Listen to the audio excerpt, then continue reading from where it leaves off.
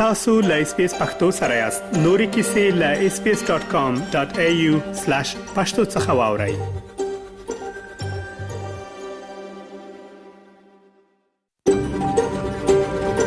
SBS, a world of difference. You're with SBS Pashto on mobile, online and on radio. تاسو له SBS پښتو سره یاست په موبایل آنلاین او په رادیو کې.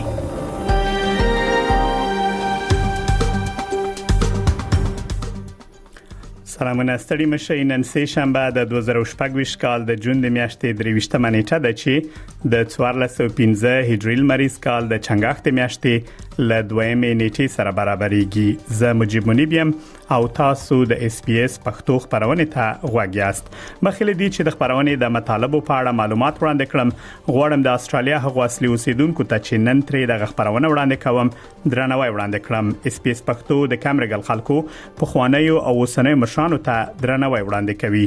موږ همدار از ابوریجنل او تورستنګي د جزایر ټول هغه دودیز مالکین منو چې تاسو پکې دغه خبرونه اورئ. د نن ورځې په خبرونه کې بیلابل مطالب لرو، په دې هیله چې د خبرونه تر پایه لموږ سره اوسئ. د نن ورځې په خبرونه کې مو له یو داسې 15 کلن افغان ځوان سره مرکه تر سره کړې چې په 2014 کال کې استرالیا ته راغلی او اوس مهال رضاکارانه فعالیتونه لري او غواړي په استرالیا کې د ځوانانو غږ اوسيږي. سما همکار سمیه شفیقی یو ریپورت په دې اړه برابر کړی چې له ماشومان سره د يهودیت ضد چلند په اړه څنګه خبري وکړو. یو ریپورت په استرالیا کې د خیریه بنسټونو د فعالیت په اړه لرو. له اسلام ګل افریدي څخه په پاکستان کې د ورستۍ مهمو پیښو په اړه باورو. رحیم الدین اوریاخیل په اسلام آباد کې د افغانستان لپخوانی سفیر نجیب الله علي خیل سره د افغانستان او پاکستان د اړیکو د ترنګلتیا په اړه مرکه تر سره کړې ده.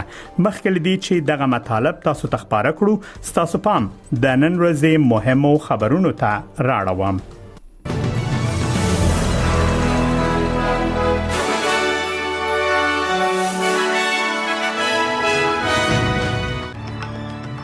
ایران د اټومي پلاتونکو د اجازه په اړه د امریکا ادعا رد کړې ده. د کاناډا د مونټریال ښار په ډزو کې 3 کسان وژل شوي دي او استرالیا په کلیوالو سیمو کې د بانکونو د ستونزې لپاره اقدام کوي.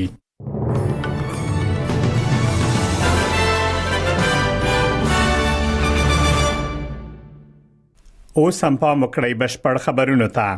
ایران د امریکا د مرستيال ولسمشر جی ډي وینس هغه ادعا رد کړې چې ګواکې تهران موافقه کړې ده ترڅو د ملګرو ملتونو اټومي پلاتونکو تعبیر ته ایران ته د ورتګ اجازه ورکړي. دغه څرګندونې د ایران او امریکا ترمنځ په سویس کې د لومړی ناستې له تر سره کېدو وروسته مخې ته راغلي دي. ښاغلي وینس ویلي چې اټومي پلاتونکي به د هرې وروستۍ هوکړې مهمه او اساسي برخه وي. Look, whether good faith or bad faith, you can't trust anybody's words. You have to trust what they actually do. Letting in the inspectors is a big deal, but again, we're going to see what they actually let the inspectors do once they're in the country. That's going to continually be a part of our negotiation. So my point is not that I trust or distrust anybody. My point is that I trust actions. د کاناډا په مونټریال ښار کې د ډزو په یو پیښه کې د پولیسو یو افسر یو ملکی وګړی او بریدګر وژل شوی دی. پولیس وايي شکمن کس دغه ښار د کوټ دینیش په سیمه کې پر خلکو ډزې پیل کړې چې وروسته پولیسو هم ځوابي ډزې وکړې او بریدګر یې په همغه ځای کې وواژه. په پیښه کې د پولیسو یو افسر سخت ټپي شوی دی، خو پولیس وايي چې د برید انګیزه لا هم روښانه نه ده. د کیوبیک ایالت لومړی وزیر کریستین فریشت ویلي چې د برید ټول ایالت سخت لړزولای او اندېښمن کړای دی. To everyone, the tragic events that unfolded today have deeply shaken the people of Montreal and more broadly all Quebecers. And I'm personally deeply shocked and saddened by what has occurred. On behalf of the government of Quebec and on my own behalf, I would first like to extend my most sincere condolences to the families and loved ones of those who lost their lives doing their duty. د بریټانیا لومړي وزیر کې سټارمر اعلان کړی چې د کارګر یا لیبر ګوند د مشرۍ له دندې استعفا ورکوي. ښاغلی سټارمر د تیرو 10 کلونو په موده کې شپږم لومړي وزیر شو چې د خپل دورې تر بشپړېدو مخکې له دندې ګوښه کیږي. ښاغلی سټارمر ویلي چې تر هغې به د بریټانیا د لومړي وزیر په توګه خپل دندې ته دوام ورکړي ترڅو نوی ځایناستی وټاکل شي. I will also give my successor my full and unequivocal support, knowing that they will inherit a Britain that is far stronger and fairer than the one I inherited 2 years ago, better prepared for the challenges ahead and better able to ensure the Labour Party secures a second term in office. د امریکا ولسمشر ډونالد ټرمپ د بریټانیا د لومړي وزیر کې سټارمر د استعفا په اړه خپل نظر څرګند کړی دی. ټرمپ په سپینې ماڼۍ کې د وینا پر مهال په سټارمر نیوکه کړې او د کډوالۍ د انرژي د پالیسۍ او د ناتو د ملاتړ په برخه کې د هغه رول تر پوښتنې لاندې راوستی دی. هغه ویلي چې سټارمر د ایران د جګړې پر مهال له متحده ایالاتو کلک او څرګند ملاتړ نه دی څرګند کړی. By the way, Starmer wasn't there. And you know what? The people of the UK did not like it that he wasn't there. Starmer said no. Starmer said worse than no. He said, we'll be there as soon as you win. I said, we don't need you as soon as we win. Before I went in, we called him. He said, oh, wow, we'll be there. This was not Winston Churchill we're dealing with, that I can tell you. د استرالیا د دفاع وزیر ریچارډ مالز ویلي چې استرالیا د خپل دفاعي صادراتو پراختیا ته پام کوي او د انټونی البنيزي د حکومت په دوره کې د هیواد په تاریخ کې د دفاعي تړونونو دوه لویو معاملاتو ته اشاره کړې ده. استرالیا د اونۍ له کاناډا سره د خپل تاریخ تر ټولو لوی دفاعي صادراتي تړون لاسلیک کړ.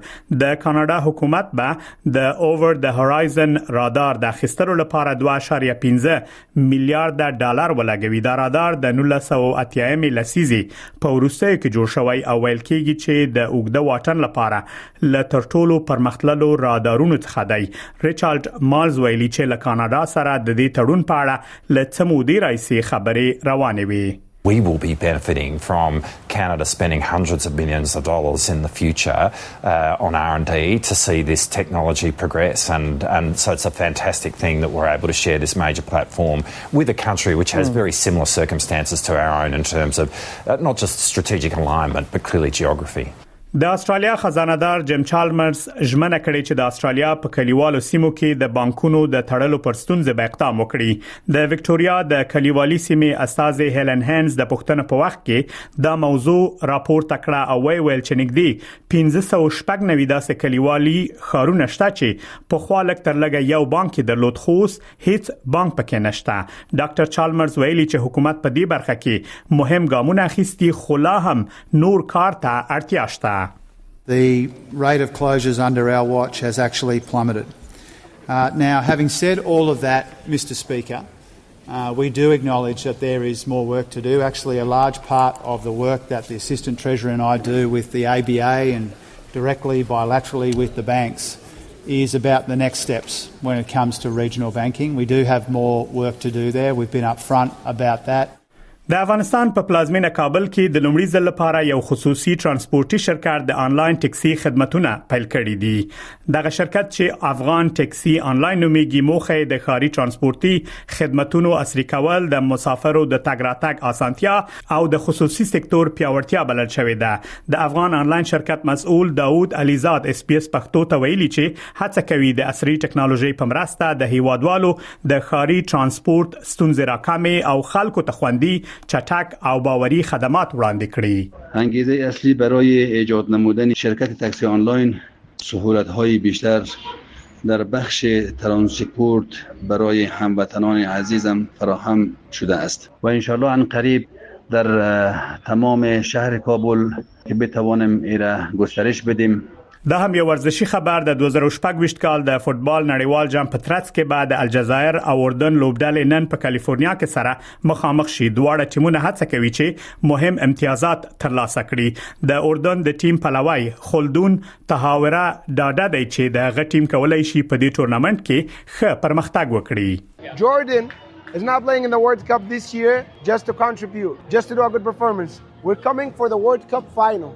We're coming for the final. Watch out from us. We're going to be the black horse.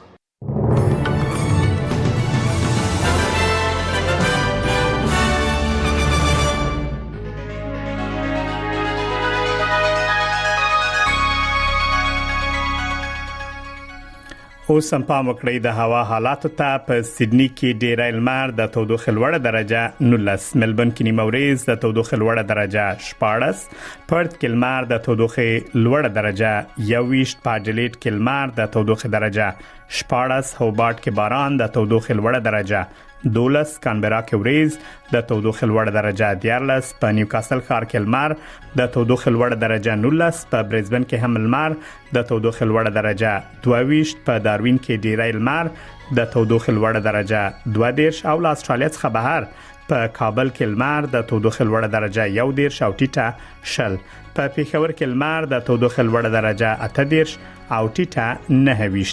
دا هم د استرالی ډالر پر وړاندې د نور اسعارو بیه: د استرالیا $1 او یا امریکایي سنټه، یو استرالی ډالر 1.80 یورو سنټه او 3.50 بریټانوي پنسه، د استرالیا $1 شپږ هندیو او 140 پاکستانیو کلدارو سره برابرېږي. د استرالیا $1 د متحده عربي اماراتو له 2.15 درهم سره برابرېږي او د استرالیا $1 40 افغانۍ کېږي. خبرونه هم دومره و. له ملتیا مو مننه کوم.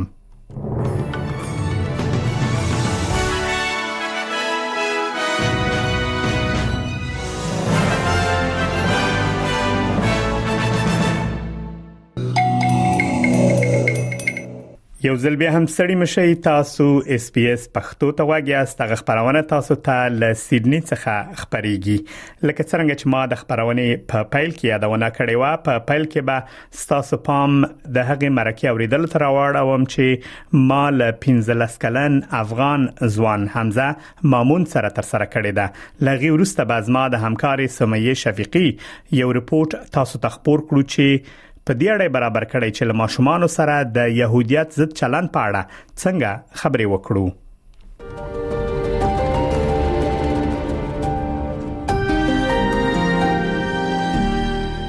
ښاغلی حمزه ماموند، ستړی مشي. په پیل کې مهرباني وکړه او د خپل ځان په اړه لاوریدونکو سره معلومات شریک کړه چې پیدایښت چیرته شوی او څو کلن وی چې استرالیا ته راغلی. سلام ښاغلی منیب، زه حمزه ماموند یم. په جلال آباد کې پیدا شوم او په 2014 کال کې له خپل فامیل سره استرالیا ته راغلم.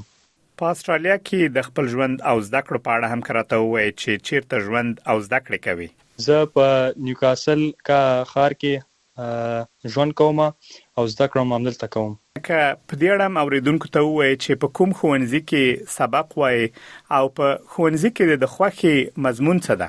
زه په کالاهن کالج والزن کمپس کې زده کړه کوم او زما ریاضي او تاریخ خوښ دي.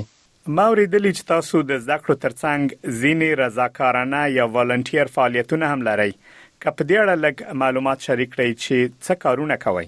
هو، زلته په نیوکاسل کې یوث کونسلر یم د نیوکاسل سیټي سره، ریپرزنټیټیو ما او اډوکیټ د ځوانانو لپاره په مختلفو ادارو کې او دفترو سره کار کوم چې ځوانانو لپاره دلته یو ښه کمیونټي او سمې لارې ورته دغه کو وخایو. تاسو په سیدنی او نیوکاسل ښارونو کې په بیلابېلو غونډو کې ګډون کوئ او د خپل ژوند کیسې له خلکو سره شریکوئ. که په دې اړه راته ووایئ چې له دغه کار څخه ستاسو اصلي موخه یا هدف څه ده؟ دینه هدف زموږ دا دی چې دلته کوم خلک چې دي زموږ په دغه باندې پوي شي، په قصه باندې، په کلچر باندې او انګلیسي کې چې وایي ټریډیشنز باندې. موږ غواړو چې خلک پوي شي چې ریفیوجی دینه یو ریفیوجی ته خلک چې واوري هغه فکر کوي چې خلک د جنگ نه راغلي، خلک ته خرابو ځای نه راغلي، خو دینه شاته غټه قصه ده، دینه شاته ژوند دی، کلچر دی او وی اف لایف چې ورته وایي. ښاغلی ماموند، کله چې تاسو په غونډو کې ګډون وکړئ او هلته د خپل ژوند کیسه له خلکو سره شریکه کړئ، د خلکو خبرګون بیا څه وي؟ ما خو یو څو ځین کې خپل هغه قصه مې ورسره شریکه کړه او خلک هر وخت کې حیرانه پاتې وي چې په دونه لنډ وخت کې دا څنګه استرالیا کې چې ژوند یې څنګه ډیر بدل شو. او زه خو اول کې چې راغلم انګلیسي کې مې مشکل لرلو چې زده کړم، او یو څو کال بعد زه د خلکو مخ کې ودرېږم او هغه سره خپل قصه شریکوم. د یو افغان ځوان په توګه د راتلونکو لپاره څه پلان لري او غواړي چیرته ورسیږي په راتلونکو کې؟ زه غواړم چې د ځوانانو غږ شم دلته په نیوکاسټل کې او په ټول د ساحه کې. ښاغلی مامون، تاسو ویلې چې غواړئ د ځوانانو غږ شئ، سره له دې چې ستاسو عمر ډیر کم ده خو غواړئ د ځوانانو لپاره کار وکړئ. زما پوښتنه له تاسو نه ده کله چې تاسو افغان ځوانان وینئ نو تاسو په نظر د افغان ځوانانو اصلي ستونزې کومې دي؟ افغان ځوانان ته یو څو مشکلات او دغه لري. یو چې د خپل کلتور او ژبه تیریږي او دلته په استرالیا کې ژوند چې کوي باز په خبرو او باز په کارونو نه پويږي. نو دا یو څو د غدي ډیر مهمه مشکلات چې د افغان ځوانانو هر ورځ پر مخ راځي. په پای کې که افغان ځوانانو ته کوم پیغام لري نو مهرباني وکړئ شریک کړئ. دوی باید کوشش وکړي چې دلته چې غټي خپل کلتور او خپل هغه ایډنټیټي وساتي او خپل وطن ته دلته استرالیا ته ګټه ورسوي او خپل افغانستان ته ګټه ورسوي. په استرالیا کې میشت افغان ځوان حمزه ماموند ډېر زیات مننه چې د مرکې لپاره د وخت راکړ او لاوریدونکو سره د خپل ژوند په اړه معلومات شریک کړل. ډېر زیات مننه منیسب.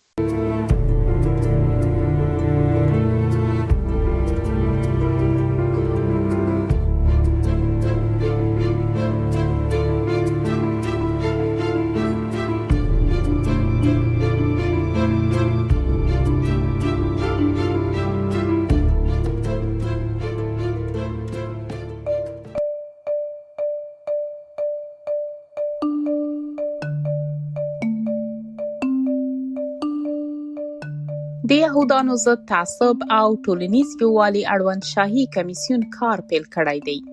د کمیسیون تر اوسه زرګونه لیکلي سپارښتنې ترلاسه کړي او د هغو شاهدانو د شهادتونو لومړی برخه یې اوریدلې چې په استرالیا کې د یهودانو ضد تعصب شخصي تجربې بیان کړي دي. And the fact that this is being felt by the youngest and the most vulnerable, our children, is frankly devastating. د يهودي مکتبونو او ماشومانو د پاملرنې مرکزونو پر ضد د اور اچونې بریدونه او پر دیوالونو لیکنې همداسې پر يهودي ماشومانو لفظي سپکاوی او د سکو غورځول د ټولګي ملګري چې د مکتب په کارونو کې د نازي نښې رسموي او د نازیانو په ډول سلامي کوي. اماندا ګورډن یو کلینیکي ارواپوهه ده. هغه SBS Examines ته ویلي د هغو کورنیو شمیر زیات شوی چې د مشورې لپاره ورسره اړیکه نیسي. Children are coming in with questions like, why do people hate Jews? Are we safe? Why are there guards at our school? په دې اونۍ کې SBS Examines دا پوښتنه کوي له ماشومانو سره د يهود ضد تعصب په اړه څنګه خبرې وکړو.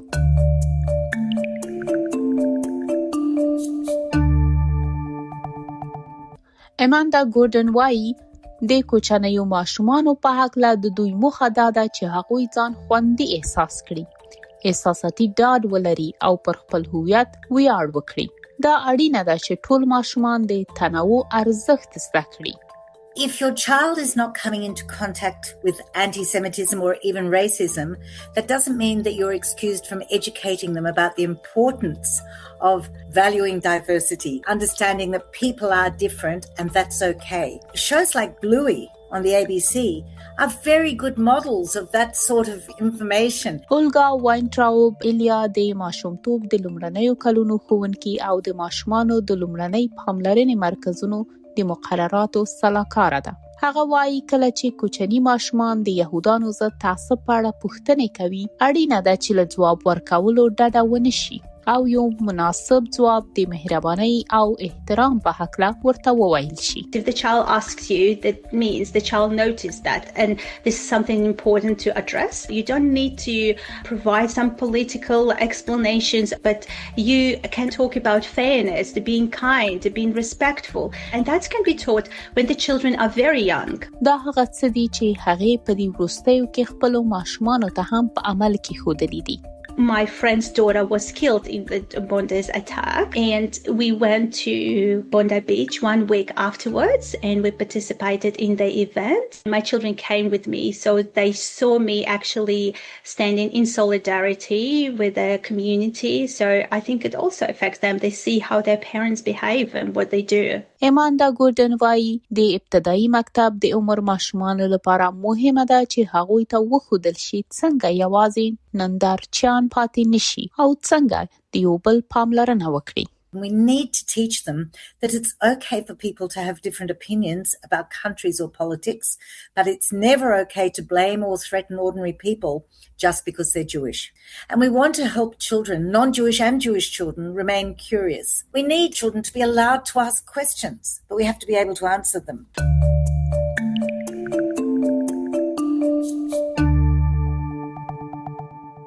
It's not if they've seen anti-Semitism, it's when they've seen anti-Semitism. Teenagers spend half of their waking hours online, and I don't know if you've seen a comment section recently, but it's going to feature anti-Semitism at some point, unfortunately. شوشانا په یو مکتب کې ښوونکې ده. هغې ویلي له تنکیو ځوانانو سره د یهودانو ضد تعصب په اړه خبرې کول ډېر سخت کار دی.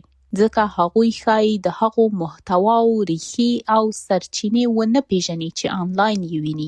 You've got hundreds of thousands of young people using memes and making jokes where they think they're making a joke, but they are participating in, again, really old forms of anti-Semitism.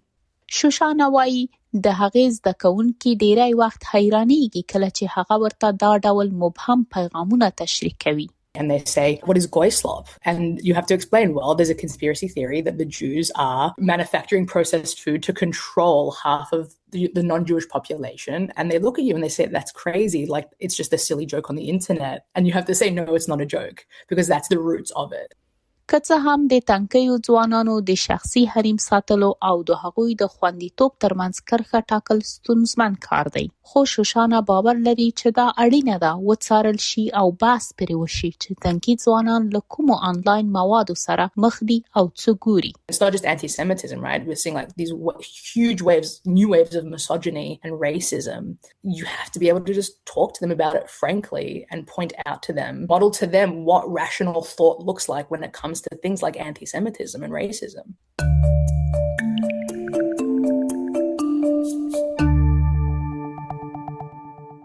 هر کال شاوخوا 15,000 د مکتب زده کوونکي د سیدنی یهودي موزیم ته ورځي چې هلته د هولوکاست له ژوندي پاتې شویو کسانو سره لیدنې او پوښتنې ترې کولی شي. I suppose the most common is, did you meet Hitler? You know, that's just a natural question. سینډي هالز د دې موزیم د زده کړو د برخې مشره ده. But then you get reflective questions like, can you forgive the people who did this to you? Or what is the one message that you would like to leave with us? Without fail, without exception, every survivor leaves a message of hope for the future. Every survivor talks about the need to stand up and about the dangers of hate and intolerance. مکتبونه کولای شي خپل زده کوونکي د هغو ورکشاپونو لپاره موزیم ته بوزي چې د ټولګي د درسونو لپاره پراخ تاریخي او ټولنیزه زمینه او مواد برابروي. یاد موزیم د پراختیا په حال کې دی او یو نوې برخه به د یهودانو پر معاصر ژوند تمرکز وکړي. Most people in Australia would never meet a Jewish person because it's such a small community. So this is an effort to demystify, to show people the beauty of Jewish life. We are also building a response to anti-Semitism in Australia, including the Bondi massacre. And if we're talking about contemporary Jewish life, that's a reflection of the world that we're living in today.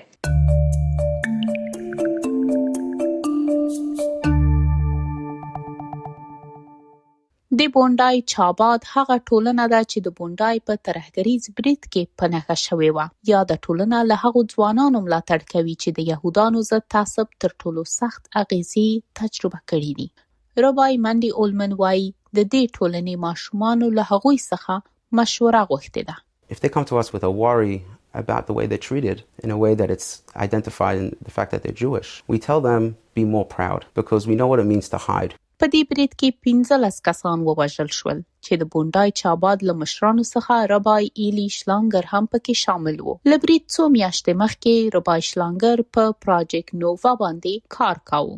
دا یو داسې پروګرام و چې موخه یې د زده کړو له لارې د خلکو یو ځای کول او د يهودي ژوند او دودونو په اړه د ناسمو معلوماتو له منځه وړلو. He wanted to bring light, and one of the ways that he thought that he could bring light is to invite people into our synagogue, show them our space, show them how we bake challah, traditional bread on a Friday, how much fun we have as a community. دا د ایوی سمرز غږ و. هغه د ربای شلانګر مرستیاله وه او اوس د پروجیکټ نووا چارې پر مخ بیایي. دوی د ښوونځیو، پانتونونو او نورو میلمنو ډلې عبادت ځای ته رابولي. Part of the tour is we do a Q&A with Rabbi Ullman, and I say, please, there is no question off limits. I really want people to ask questions that have been on their mind, whether it's controversial or not. ایوی وايي دا ډول پروژې د يهودانو ضد تعصب په کمولو او د پوهې په زیاتولو کې مرسته کوي. هغه زیاتوي په دې پروګرامونو کې ګډون یوازې د ماشومانو لپاره نه بلکې د هر چا لپاره اړین دی. I think that there's a lot of misinformation out there. I think that social media really feeds into that misinformation.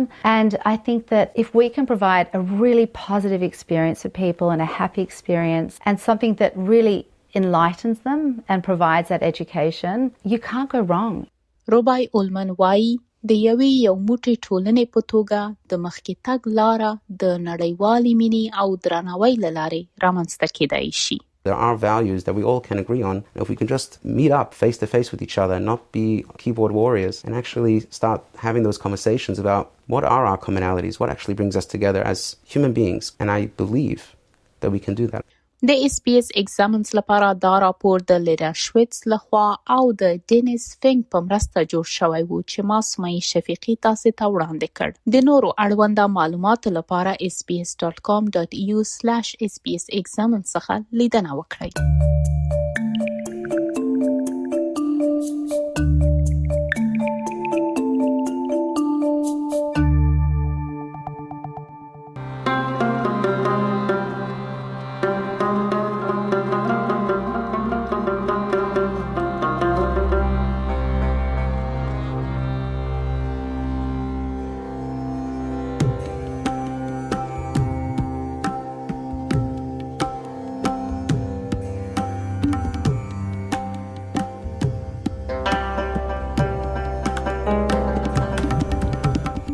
قدرمن اوریدونکو تاسو SBS پښتو ته غوږ یاست. کچیر غواړئ زموږ د نن ورځې د خبرونې او یا هم د پخوانۍ خبرونو مطالب اورئ نو تاسو کولی شئ زموږ له ویب پاڼې څخه لیدنه وکړئ. زموږ د ویب پاڼې ادرس دی sbs.com.au/pashto. تاسو همدارس کولی شئ په یوټیوب کې زموږ چینل پیدا کړئ. هلته هم کولی شئ زموږ مرکې او راپورونه واورئ. یو ځل بیا هم ستړي مشئ. تاسو SBS پښتو ته غوږ یاست. په پیل کې تاسو پام د یو ریپورت اوریدلو تر اړوم چې دغه ریپورت په استرالیا کې د خیریه بنسټونو د فعالیت په اړه ده. لهغه وروسته به زما د همکار رحیم الدین اوریاخیل مرکه ورو چې په پاکستان کې د افغانستان لپاره سفیر نجیب الله علي خیل سره د طالبانو او پاکستان د اړیکو په اړه تر سره کړې ده.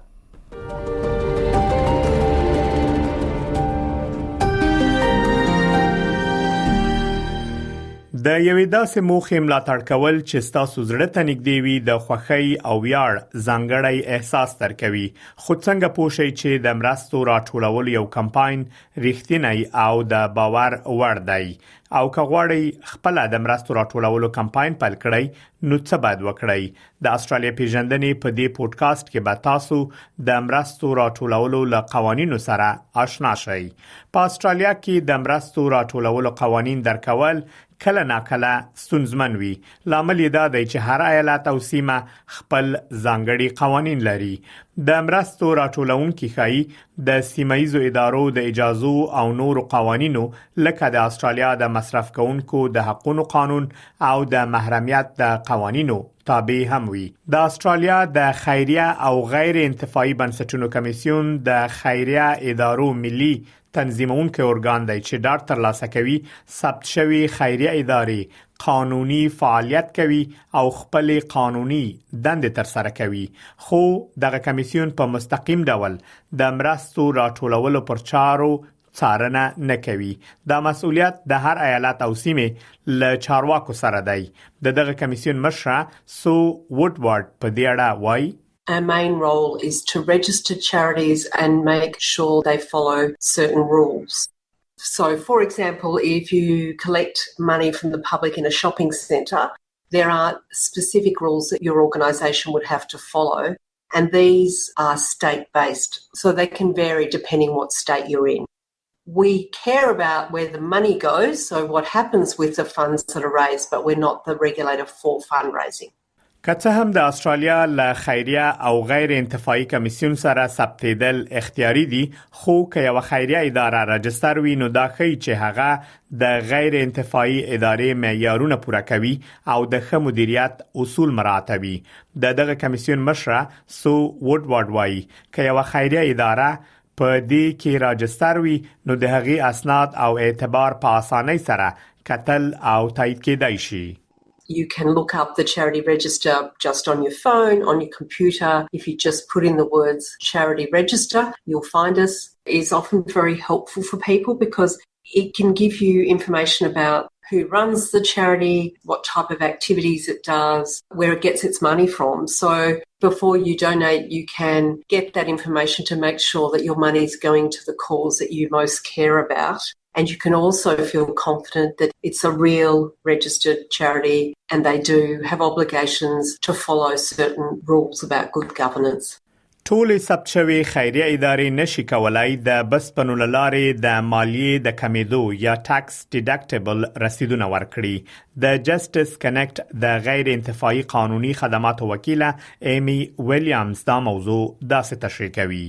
Donations are tax deductible only when the donation is made to an organisation that the tax office, so the ATO, has endorsed as having deductible gift recipient or DGR status. And the way you can work that out is to go to a website called ABR Lookup or ABN Lookup and type in the name of the organisation, and it will very clearly state if an organisation has DGR status. که تاسو د یوې خیریه ادارې د مرستو راټولولو د طریقې په اړه اندېښنه لرئ نو تاسو کولای شئ دا موضوع د خپل ایالت یا سیمې له تنظیمونکو ادارې سره شریکه کړئ. د استرالیا د خیریه او غیر انتفاعي بنسټونو کمیسیون هم په ځینو مواردو کې مداخله کوي، لکه هغه وخت چې یو خیریه اداره د راټول شویو پیسو بشپړ حساب ورنکړي. ټول هغه شکایتونه چې د استرالیا د خیریه او غیر انتفاعي بنسټونو کمیسیون ته رسیږي څېړل کیږي، خو تاسو ته به یوازې د شکایت د ترلاسه کېدو تایید درکړل شي، نور معلومات نه درکول کیږي. کمشنره ووډوارد وایي: There is the ability to report any concern that they have, and there's a form on our website to do that. If they wish, they can do it anonymously, and we do take those concerns seriously. Sometimes people get a bit upset that they don't hear whether we're investigating or not. Now, under the Act of Parliament that sets us up, we're not able to keep people posted about what's happened with their concern, but I would assure people it doesn't mean that we haven't looked at it. که تاسو د مرستو راټولولو په اړه د درغلۍ شک لرئ نو مرسته مکوئ او د دې موضوع په اړه خپلې سیمه‌ییزې تنظیمونکو ادارې ته یا د سکام ملي ادارې ته راپور ورکړئ. دغه ادارې د ویب پاڼې ادرس دی scamwatch.gov.au. پیټر هیلز جونز د عامه مرستو راټولولو د تنظیمي ټولنې اجرایوي رئیس دی چې په استرالیا کې د هغو خیریه ادارو او د مرستو راټولولو ادارو استازولي کوي چې له خلکو سره د مخامخ مرستو راټولولو برخه کې کار کوي. هغه د مخامخ مرستو راټولولو د احتمالي درغلۍ ځینې د خطر نښې بیانوي. If the individual fundraiser on the street or at your doorstep isn't in uniform, doesn't have a photo ID, and is in particular asking for a cash donation or only asking for a one-off donation, those are all things which should certainly alert members of the public that it might not be a legitimate fundraiser. Our message really is that if in doubt, don't donate. Take your time, pause. You can always go on the website, call the charity to verify, and then you can donate at a future time. د مخامخ مرستو راټولولو 3 اصلي ډولونه دي. د سړک پر سر مرستې ټولول، هغه مرستې چې له کورونو راټولېږي او هغه مرستې ټولونکي چې په سوداګریزو مرکزونو کې فعالیت کوي. تاسو کولای شئ له دوی څخه د ځانګړو چلندونو د معیارونو تمه ولرئ. ښاغلی هیلز جونز ځینې مثالونه وړاندې کوي. Being polite, being respectful, not obstructing any members of the public, not approaching members of the public when they're seated, particularly at cafes and restaurants, things of this nature. But the main thing is the fundraisers need to very clearly explain the role of the charity, why they're asking for money, and then engage in a conversation that's based on a respect for the donor. And if the individual person on the street or at the door-to-door doesn't feel that they want to donate, that their wishes are respected. د جسټس کنیکټ له غیر انتفاعي قانوني خدماتو څخه ایمی ویلیامز وایي چې تاسو باید تل د خپل ایالت یا سیمې له تنظیمونکو ادارې سره وګورئ چې آیا جواز ته اړتیا لري او کوم قوانین باید تعقیب کړئ. خو هغه زیاتوي چې د مرستو شخصي غوښتنې عموماً د مرستو راټولولو د قوانینو لمخې نه تنظیمېږي. So that's things like asking your friends or family for money to support a personal activity. Like, for example, I want to go overseas and I want you to donate to my volunteering adventure overseas. Fundraising at work. So if you've got an employee at your workplace who needs to get medical expenses paid for and you fundraise in your workplace for that to happen, that's typically not regulated by fundraising laws.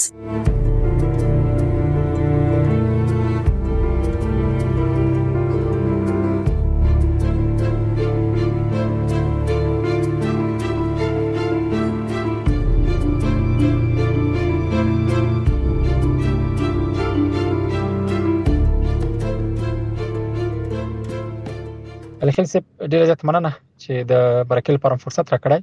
الخیل سپ په پیل کې دا راته وایي چې د افغانستان او پاکستان د اړیکو اصلي ستونزه ستاسو په اند څه ده او ولې د دوه هیوادونو ترمنځ د باور بحران تر اوسه نه تحل شوی؟ سلامونه او الخیل سپ، اول خو مننه کوم له دې مرکینه. د تاسو پوښتنې په جواب کې به زه وایم چې د افغانستان او پاکستان د اړیکو د تاریخ داستان ډیر اوږد د خپلندو ټکو سره له تاریخي پلوه د ډیورند فرضي کرښې د قضیې سره تړاو لري او بیا وروسته په دې څو لسیزو کې د پاکستان د پالیسي چې د افغانستان د جنگ او جګړو پر رابطه باندې دا هم د دې ستونزو یو اصلي برخه ده. خو په پخوا وختونو کې ما په یادښت سره د سلطنت په وخت کې د سردار محمد داود خان په وخت کې د اړیکې ډېرې ښې وې. تګ راتګ خلک به تلل پاکستان ته، د ویزو مشکل نه و اصلا، او ګڼ شمېر پاکستاني به راتلل افغانستان ته. د پغمان په اصطلاح چکرو د منطقې به کتل، استالف ته به تلل، حتی مروزه به بیرته تلل پاکستان ته. خو بیا په وروستیو کلونو کې د همدې جګړو له کبله او د پاکستان نقش په دې کې و، دا وضعیت په ستونزو واوښته او تر اوسه پورې هغه حالت د دوام لري. دا د بېاعتمادۍ او بې باورۍ اصلي سرچینه او سرچشمه له همدې نه اخیستل شوې ده. ډیره زیات مننه الخیل صاحب. تاسو چې په اسلام آباد کې د افغانستان سفیر پاتې شوي یاست، د دوه هیوادونو اړیکې د پخوا په پرتله اوس څنګه وینئ؟ هو دغه د افغانستان او پاکستان اړیکې مال ډیره موده چې بهرنیو چارو په وزارت کې مې دنده او ماموریت درلوده تعقیب کړي دي او دا د تاریخ په اوږدو کې همیشه له کړکېچ سره مل وي. په اوسنیو شرایطو کې هم ما فکر سره په ستراتیژیکي نقطه نظر دوی کوم ډیر زیات بدلون نه دراغله، ځکه چې پاکستان په ټوله کې هغه خپل روایت او پالیسی د خپل د ګټو مطابق تعقیبوي. کدا د سلطنت دوره وا، کدا د داود خان دوره وا، که ورسته بیا جمهوریت دوره وا، اوس کده طالبانو امارت په دا ټول په مجموع کې پاکستان هغه خپل پالیسی او اهداف تعقیبوي او دا په اوسنیو شرایطو کې په یو ډول سره له پخوانه تر اوسه پورې کوشش کوي چې د افغانستان په مسایلو کې یو نوی ځان حقدار وګڼي او همدغه د ستونزو هغه اصلي لامل ګڼل کېږي. کراس په مسلې تاریخي څه چې امنیتي مسایل په ځانګړي ډول د وسلوالو ډلو او سرحدي شخړو موضوع د کابل او اسلام آباد پر اړیکو څومره اغیز لري او د حل عملی لارې څه ده؟ خو د امنیتي مسایل چې دي یا د وسلوالو ډلو ستونزې یا مثلا د ډیورند فرضي کرښې په امتداد باندې چې کله شخړې رامنځته کیږي دا د دوړو هیوادونو په اړیکو کې د مهمو مسایلو نه دي. خو یو مسله دا ده چې دغه تاریخي پلوه سړی که وګوري په څو لسیزو کې پاکستان د خپل اهداف او موخو لپاره وسلواله ډلې په خپل پیدا کړي او خی اوس وختو کې یو اندازه سره ورته سرخوږی پیدا کړي وسیږي.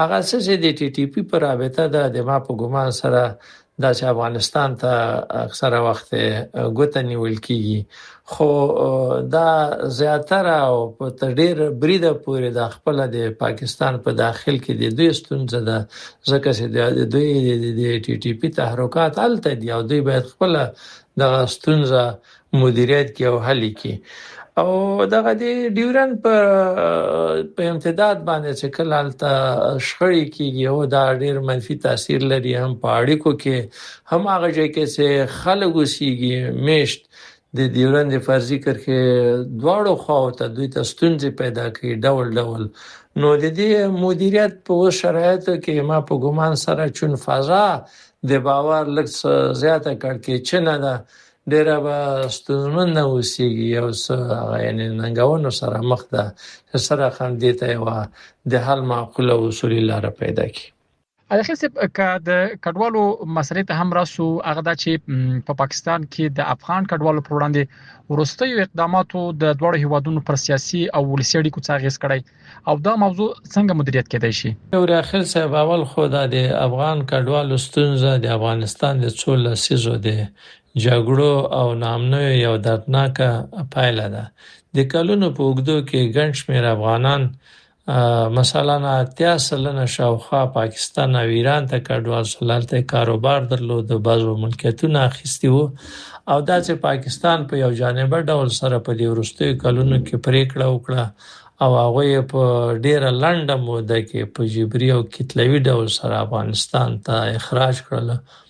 د ډېرې ګڼ شمېر ستونزې او مشکلات را پیدا کړل هم د افغانستان لپاره او هم د دې کډوالو لپاره چې چیرته په افغانستان کې بیرته میشت شي او یا د ځان لپاره کاروبار پیدا کړي نو د دوی په خاطراتو او افکارو کې هم د کډوالۍ ډېرې بدې خاطرې د لزان سره ویوړلې. دا سره کوم مدیریت سي زه فکر کوم چې هغه خو نړیوال اصول هم د دې بازګشت او بیرته خپل هیواد ته د طالبانۍ خو اوس وختو کې په اغلب ګمان سره احساس دا کیږي چې دا د فشار وسیله واسه پاکستان او کاروله ته څه خپل اهداف او مخې کچیرته وسی کوله په دې ډول سره ترلاسه کی. په مجموع کې د افغانستان لپاره د دې کډوالۍ د ستونزې هغه اساسي او بنیادی لار ده چې یو وخت کې وسی کوله افغانستان له اقتصادي پلوه د دې ظرفیت تاوان پیدا کړي چې ټول افغانان بیرته خپل هیواد ته راشي او په خپل کلو باندې کې بیرته سره ژوند کوي او سیګي نو دا به اساسي حل وسیږي د ستونزې.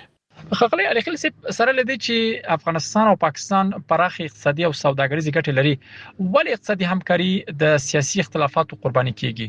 افغانستان او پاکستان له اقتصادي پلوه د سوداګرۍ له نقطه نظر او هم د ترانزیت له پلوه لوی ظرفیت او پوتنسیل لري خو د کلونو په اوږدو کې له دغه ظرفیت نه اعظمي استفاده نه ده سوې او اکثره وختونو کې سیاسي ملحوظات په دې ساحو باندې خپل منفي اثر غورځولای ده. لبل پلوه په دې وروستیو کلونو کې پاکستان د افغان ترانزیت پر رابطه باندې او هم د تجارت په مقابل کې ډېر ستونزې را پیدا کړې چې بل اخر افغانستان مجبور شو نور بدیل لارې ولټي.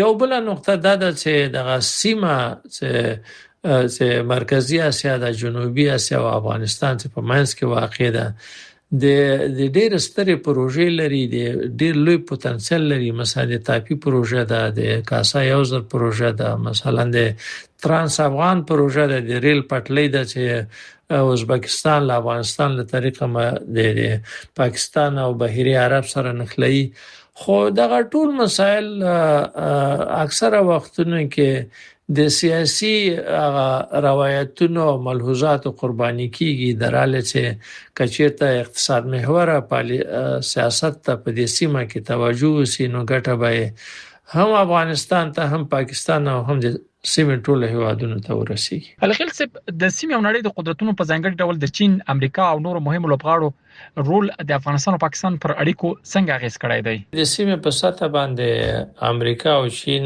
دلته سیاسي، اقتصادي او امنیتي منافع لري او په یو ډول سره دلته د سترو سیالیو او لوبه په دې ځای کې هم شتون لري. خو پاکستان کوشش کوي په عین وخت کې چې هم د امریکا سره د یو متحد په ډول سره خپل سیاست مخکې ویسي، هم د چین سره خپل اړیکې او رابطه جاري وساتي. نو افغانستان هم په یو اساسه منطقه کې پروت ده او د دې لپاره هغه د ستراتیژیکي نقطه نظر ایجاب د دې کوي چې افغانستان په خپل اړیکو کې رابطو کې هغه موازنه وساتي، یو اقتصاد محوره پالیسی وسی، خو په عین وخت کې د سترو قدرتونو سره او د سیمه هیوادو سره په خپل پالیسي او تګلارو کې هغه د تعادل پالیسی مختوي سي، نو دا به د افغانستان لپاره ګټوره تمام شي. الخیل صاحب قدرت وایي چې آیا تاسو د افغانستان او پاکستان د اړیکو د کېدو لپاره هیلمن یاست؟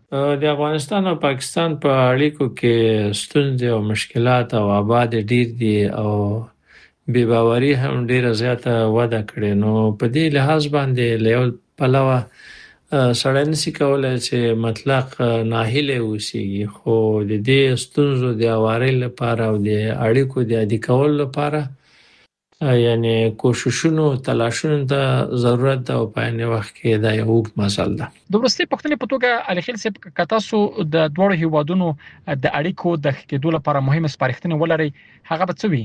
اول خو زه په داسې یو موقعیت کې نه یم چې مشخصه سپارښتنه ولرم، خو په ټوله کې د سیاست یو عمومي قاعده ده چې هیوادونه د خپل ګاونډیان نشي بدلولای. نو په دې خاطر باندې اړتیا دي ته لیدل کېږي چې د بې باورۍ په عوض باندې د ملي ګټو او اصولو په چوکاټ کې یو معقوله لار پیدا سي او ستونزې مدیریت سي. نو په نړۍ کې ډېر داسې مثالونه شته دي چې ستونزې او مشکلات د خبرو اترو لارې حل کړي دي. خو هغه څه چې پاکستان سره په روابطو کې اړه لري لکه چې پخوا ما وویلې دلته ستونزې او مشکلات او آباد ډیر ده او مزل وګد ده. نو په دې خاطر باندې هم ډیرو کوششونو ته هم ډیرو مطالبه ته ضرورت ده چې هغه ته سړی باید پام وکړي. په اسلام آباد کې د افغانستان پخوانی سفیر نجیب الله الخیل صاحب ډیره زیات مننه چې د مرکه لپاره فرصت راکړی وو. کور مو ودان. ډیره مننه ور الخیل صاحب، کور مو ودان.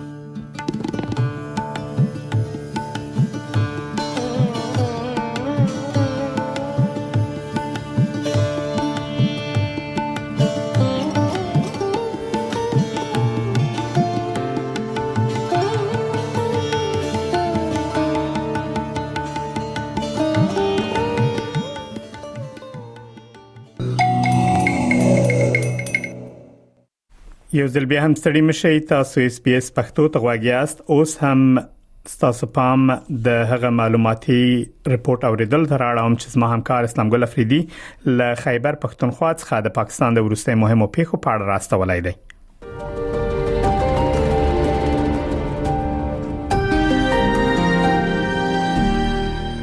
په پاکستان کې له دې ونې د مهمو پیښو سره د اسلام ګل افریدي نه کې هلي السلامونه ومني.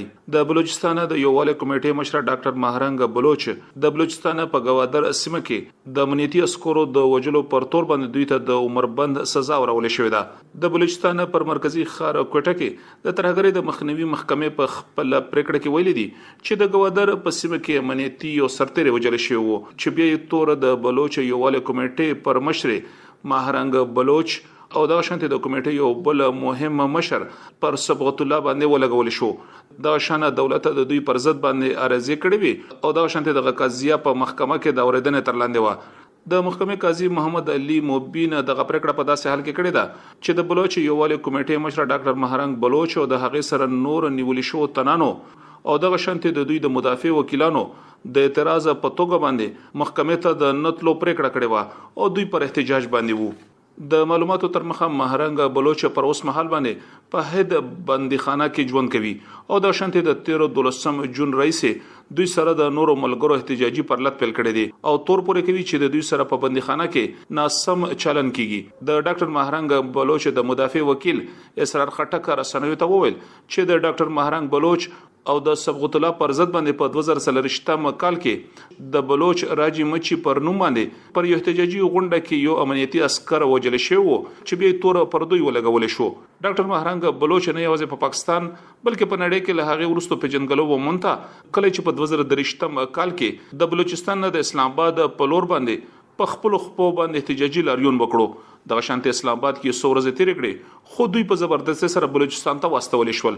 د دوی لوی غوښتنه په بلوچستان کې د بېدرکه تنانو پیدا کول او د دولت نه غوښتنه کولې چې کوم خلک بېدرکه دي باید چې هغه محکمو ته وړاندې کړي شي او چې بې ګناه دي چې هغه را خوشي کړي شي. ډاکټر مهرنګ بلوچ پر دې محل باندې د بلوچ یو والی د کمیټې پر نوم باندې یو غونډه جوړ کړه چې پر خپل یې مشري کوله. دوی پر لپسې سوزل زنداني کړي شول خو پر اخري ځل باندې په 28 مې 2015 کال کې مهرنګ بلوچ د احتجاجي پرلط څخه ونیول شو. ل دوی سره نور ملګری هم بندیوان کړي شول چې لا تر اوسه پورې په بندیخانو کې دي. د دولت د لوري پر ډاکټر مهرنګ بلوچ باندې دغه تور پورې کیږي چې دوی د بلوچ وسلوالو ملاتړ کوي او د هغې د مرستې لپاره هڅه کوي. دولت دغه تور هم پورې کوي چې ډاکټر مهرنګ بلوچ د ځنې خارجي هوادونو نه مالی مرستې اخیستې دي او اخلي خو بلوچ یو والی کمیټه دغه تور نه ردوي. د ډاکټر مهرنګ بلوچ او د صبغت الله د غوسنې سزا پر اړه باندې دولت تر اوسه پورې کوم رسمي دریز نه د خپل کړي. دغه شان بلوچ یو والی کمیټه هم کوم دریز مخه ته نه راغلي خو په ټولنیز رسنیو کې د زنو ټولنیز فعالانو د لوري دغه ګام غندل شوی دی.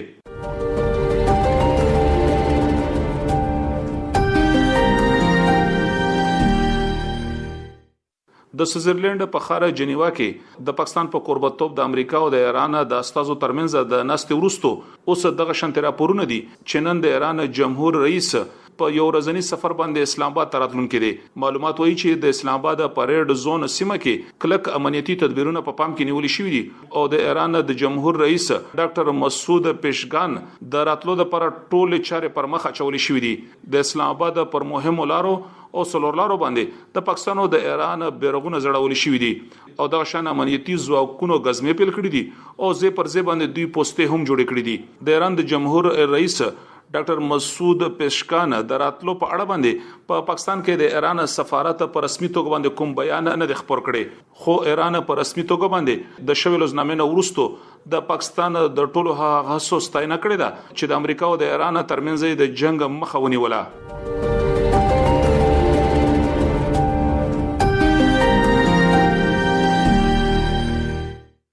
د 13 ورځې رئیس د پاکستان تر ولکې لاندې په کشمیر کې د عوامي اکشن کمیټې د لوري په سیمه کې احتجاجي پرلط پیل دي خو په سیمه کې د خوډه په پیخله هغه ورستو پیل شوې کله چې د یاد کمیټې پر غوښتنه باندې احتجاجي پرلط پیل شو او پکې د ډزو په پیخه کې امنیتي عسكر او عادي وګړي ووجل شول. لدې ورستو د کشمیر حکومت عوامي اکشن کمیټه باطله یا کلدم وګرځوله او پر دوی تور پورې کړو چې دوی شرخوخه لمن وخی او د شانته د دوی لامل د عادي وګړو او د امنیتي عسکرو ژوند د لاس لاړو.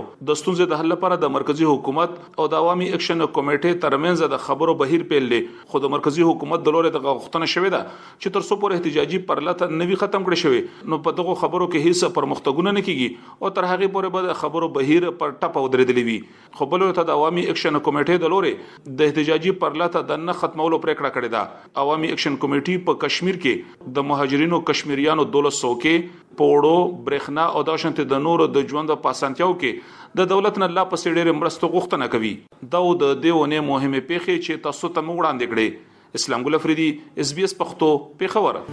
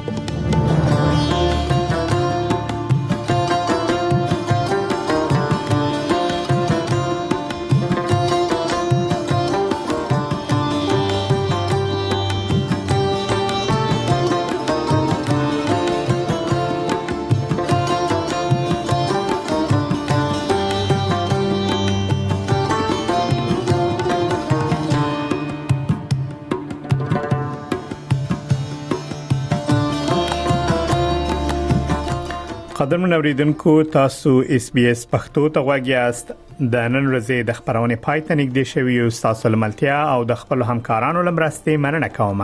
زموږ راتلونکي خبرونه د شنبه پورز په 2 بجو خبريږي. تر هغه وخته تاسو ته له خوښۍ څخه ډک وخت غواړم.